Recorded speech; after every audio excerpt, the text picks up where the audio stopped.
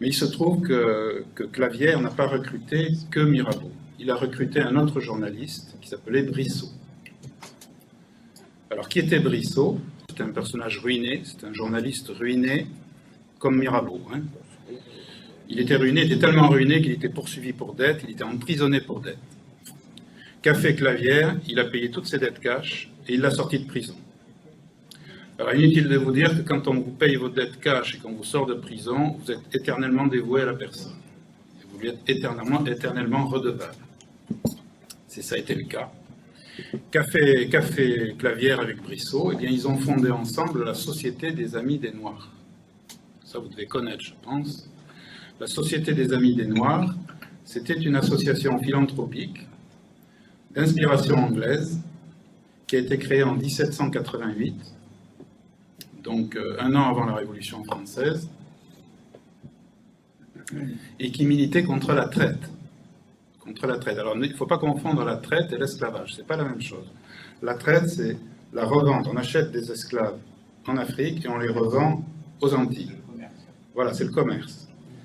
Et l'esclavage, c'est l'exploitation des esclaves dans les plantations. C'est pas pareil, c'est pas les mêmes personnes qui en profitaient. Donc ça a son importance. Donc la Société des Amis des Noirs militait contre la traite. Donc vous allez me dire, merci les Anglais de nous avoir aidés à militer contre la traite. Je dirais oui, mais il y a quand même un mais.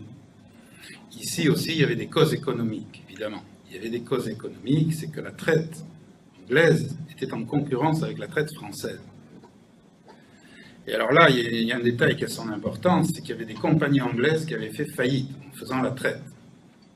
Ça, c'est très important, parce que ça nous indique, ça nous donne une indication sur le taux de mortalité qu'il y avait sur les bateaux. S'il y avait des compagnies qui avaient fait faillite, alors vous allez me dire, pourquoi les compagnies françaises ne faisaient pas faillite? Eh bien, tout simplement parce qu'elles étaient subventionnées. Les compagnies françaises étaient subventionnées. La traite était subventionnée en France. Je ne sais pas s'il y en a beaucoup qui le savent.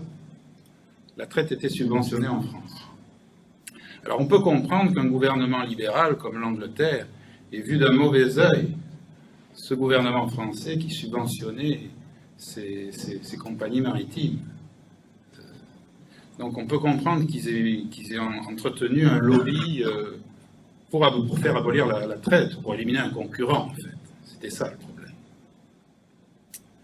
Et alors, pour vous dire si ces gens-là étaient sincères, c'est que Clavière et Brissot, qui étaient associés et qui avaient milité contre la traite pendant des années, ces gens-là ont gouverné la France plus tard. Eh bien, la première chose qu'ils ont fait quand ils ont gouverné la France, c'est de rétablir la subvention à la traite qui avait cessé d'être payée sous la Révolution.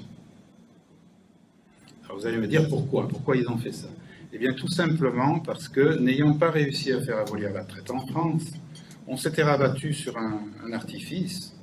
On s'était arrangé avec les Anglais, les négociants anglais s'étaient arrangés avec les Français, les Anglais naviguaient sous pavillon français pour encaisser les subventions françaises. Et tout le monde était content. Donc on s'était arrangé. Voilà. Alors bon, ce qui ne veut pas dire que tous les gens de la Société des Amis des Noirs étaient des malfaiteurs. Il y en avait certainement qui étaient sincères. Mais moi, je peux vous dire que Brissot et Clavière ne l'étaient pas, ça c'est absolument certain. Bon, il se trouve que la Société des Amis des Noirs n'a pas milité que contre la traite, elle a milité aussi contre l'esclavage. Et alors là, je vais mettre deux guillemets parce que la Société des Amis des Noirs militait pour une abolition progressive. Il n'était pas du tout question d'abolir l'esclavage de façon immédiate. Progressive, ça voulait dire sur plusieurs générations. On en parlait, mais on ne faisait rien. Il n'est surtout pas question d'abolir l'esclavage. En réalité, ici aussi, il y avait une cause économique. Qu'est-ce qu'on cherchait à faire? L'Angleterre cherchait à effrayer les colons français, les planteurs, parce que l'Angleterre cherchait à s'entendre avec eux pour s'approprier les colonies françaises. C'était ça le but. Et ça a très bien marché. Les colons français se sont entendus avec les Anglais. Il y a même un traité qui a été signé. C'est le traité de Whitehall en 1793. Les colons français se sont engagés à payer leurs impôts aux Anglais Et en échange, les Anglais s'engageaient à maintenir l'esclavage. 1793. Vous savez qui a signé? Je vous le donne en mille. C'est Victor Malouet. Victor Malouet qui a sa rue à Cayenne. Les gens passent devant, personne ne se pose de questions. Et voilà, Victor Malouet était un planteur esclavagiste, c'est lui qui a signé avec les Anglais. Voilà. Tout ceci s'est très bien passé. La Guadeloupe est passée aux Anglais. Je ne sais pas s'il y a des Guadeloupéens ici. La Martinique aussi est passée aux Anglais. Je ne sais pas s'il y a des Martiniquais ici, ils doivent savoir. Par contre, en Haïti, là, il y a eu un gros problème, il y a eu un os. En Haïti, il y a eu un os. C'est Toussaint Louverture. Toussaint Louverture, je ne vais pas vous faire l'insulte de vous demander qui était Toussaint Louverture. Mais qu'est-ce qui s'était passé? Entre-temps, Toussaint Louverture avait organisé sa révolution d'esclaves, il avait libéré tous les esclaves, et il n'était absolument pas question pour lui de rétablir l'esclavage. Donc Toussaint a envoyé gentiment les Anglais promener les Anglais, et les Anglais sont rentrés chez eux, la queue entre les jambes, personne n'a pu avoir Haïti. Et il faut savoir, alors une dernière parenthèse, c'est que Haïti était la colonie la plus riche. On l'appelait la perle des Caraïbes. Haïti, c'était 35% des exportations françaises. C'était 40% du sucre mondial.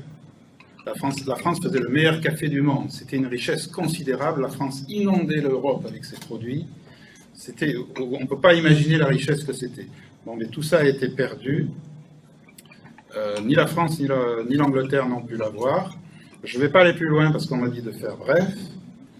Et voilà, il faut que vous sachiez une chose, c'est que tout ce que je vous ai dit est sourcé. Vous pouvez trouver les sources dans mon livre.